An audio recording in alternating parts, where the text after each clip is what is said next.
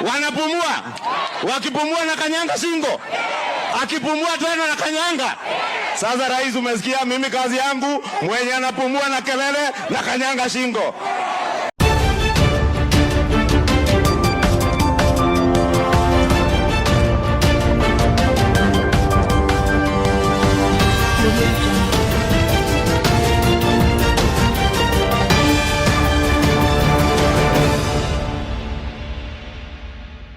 It is now very clear that William Ruto is working on the troops to take on Rigathi Gachagua. And the frontrunner is none other than Kimani Chunga. In fact, Kimani Chunga looks like the deputy of William Ruto.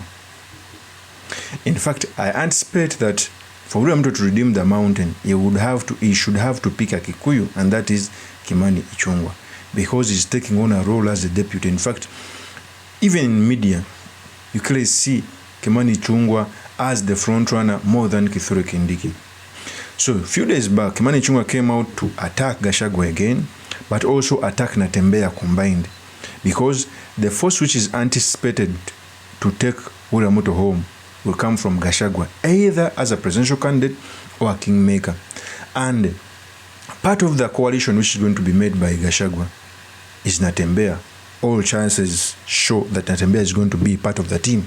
So in this episode, I've come to talk about the comments which were made by Kimani Chunga attacking Gachagua and NATEMBEYA combined.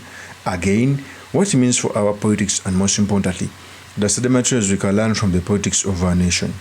But before I do this, I want to let you know that if you're new to this channel, please subscribe.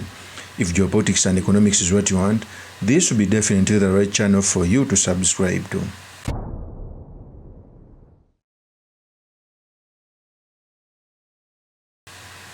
So after William Ruto impeaching the Deputy President Rigathi Gachagua, the UDA lost footing, because I keep on telling you guys that the UDA stood on two pillars, the mountain and the Rift Valley. So if it loses one of its legs, it is in the panic mode. That's why William Ruto is appointing people from the mountain, cabinet secretaries. That's why he's running to Nyanza to form a coalition, but he's getting pushback from the Secretary General of Edwin Sifuna that they are not in a coalition. So he's not sure that he's going to get a second term. So he's crafting a new team to fight Rigathi Gachagua's influence. Remember, every time Rigathi Gachagua is meeting leaders across the country, most especially those from the mountain, and remember, the mountain is the center of politics. It either makes the president or it makes a president from within itself since independence. In fact, the mountain has never been out of government. Even when Gachagua is out, people are still complaining about cabinet secretaries and people's cabinet secretaries that Kikuyus are dominating. Okay? So a few days back, Kimani Chunga came out to attack William Ruto. In fact, Kimani Chunga said these statements. I want you to listen very carefully because they are going to form a basis of our discussion. Here's the tape. Wale wa kuchochea, si mnawajua? Si hata kuna wengine walikuwa na vyeo kubwa, si leo wako nyumbani? Si iko wengine tu gavana hapa tunasikia wanapiga kelele? Tuwatembeze, tusiwatembeze? Watembee, wasitembee? Magavana wao wangwana kama huyu koti moja. Si huyu koti moja ni mtu wa kufanya kazi na rais? Na wengine viongozi kama viongozi wetu. Ndio nataka niwaambie, wewe rais na naibu wako, mujipee shughuli na kazi ya mwananchi wa kawaida. Hawa watu wa kelele niachiwe mimi, nipelekane na wao, nikanyange shingo, akipumua na kanyanga tena. Niendelee nisiendelee? Wanapumua, wakipumua na kanyanga shingo, akipumua tena na kanyanga. Sasa rais, umesikia? Mimi kazi yangu mwenye anapumua na kelele na kanyanga shingo. Kongo imesiri. That is Kimani Chunga sounding war drums, saying he's ready to kick people in the necks. It means killing them, because if you that is a metaphor of destroying someone. Because even in these fights, if you put someone down, you are not allowed to kick him in the neck. Okay, so it is very clear that William Ruto is crafting a team to take on Gachagua. And they are realizing that they made a mistake because they are now doing a lot of heavy lifting. Secondly, what I noticed that in the past visit, William Ruto has done 60% visits in his home area. So what he is trying to do is, one, first consolidate his Rift Valley block. That's why they are going each and every county. Bomet, the other day was in Elgeyo Marakwet, and Nyanza. Okay, the Gen Z factor made a lot of things, because even the Rift Valley people came out to protest. So these tours William Ruto is making are aimed at consolidating, one, the voting basket in Rift Valley. Remember, even Rift Valley has a significant number of Kikuyus, because Kikuyus are everywhere. In fact, I pity those people who only count 3.5 million votes of Mountain Kenya, not knowing that even in diaspora, Western Kikuyus have a significant vote. That's why they can make a president. That's why they can be a kingmaker. Trust me, the Central Province made William Ruto president. That's the fact. And if they swear not to vote for you again, you are right to panic. Okay?